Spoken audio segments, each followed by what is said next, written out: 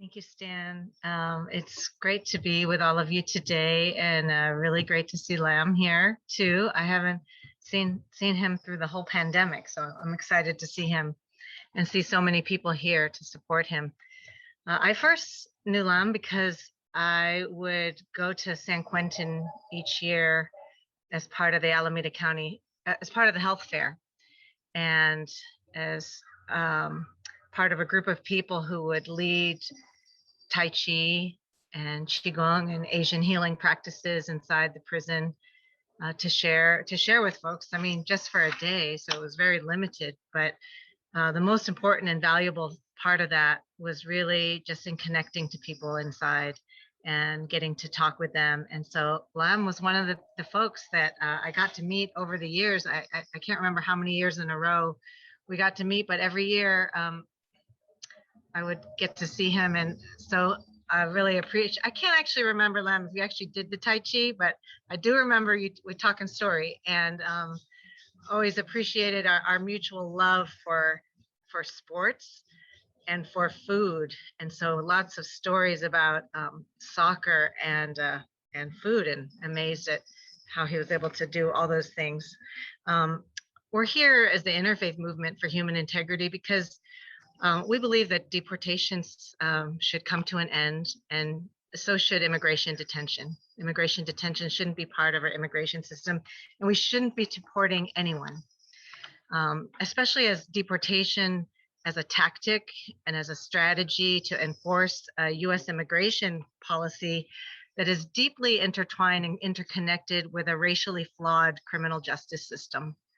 You may have heard the president, say he was going to end deportations when he first came into office, and put out a new set of enforcement priorities. And unfortunately, those priorities still exclude a lot of people who've been racially impacted by our criminal justice system. So for those reasons, and for the reasons that we believe that people shouldn't be separated from their communities, they shouldn't be separated from their families, they shouldn't be separated from their loved ones and lives that they have built, that they shouldn't be expelled, and expulsion, especially a racially based expulsion, should come to an end. And this kind of expulsion of refugees who would not be here if it were not for our own U.S. military policies and foreign policies is really a serious tragedy that we all need to take responsibility for. So I want to just share, as a faith community, a couple values that we feel are really important for us to keep in mind. And I think the first one is really responsibility and co-responsibility.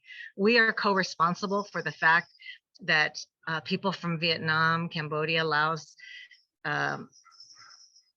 in the Middle Eastern countries, so many other countries are here in the first place. So we have got to take co-responsibility. We have to take co-responsibility for the fact that when people arrive here as immigrants and refugees, especially low-income immigrants and refugees, there are inadequate services.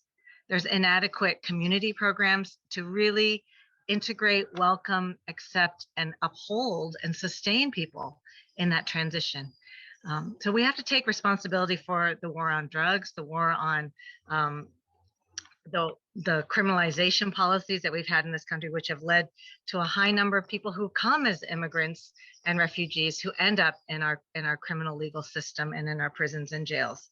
So I hope that we can take that kind of responsibility together and not just place it on individuals who maybe made bad choices, but to really understand that this is a collective responsibility for understanding the roots of how it comes to be that people end up in the situation to begin with.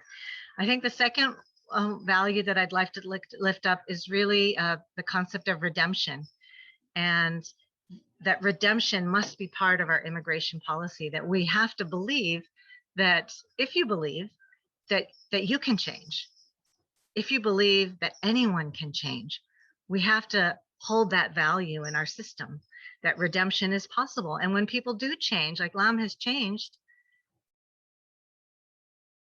from 32 years ago, that he has changed with a lot of hard work on his own, pretty much on his own, with some very few community programs that are allowed in the prison after many, many years.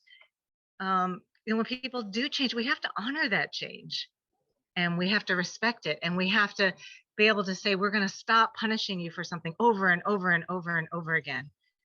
And we're going to allow people to be able to live their lives and to emerge as who they are and be who they are.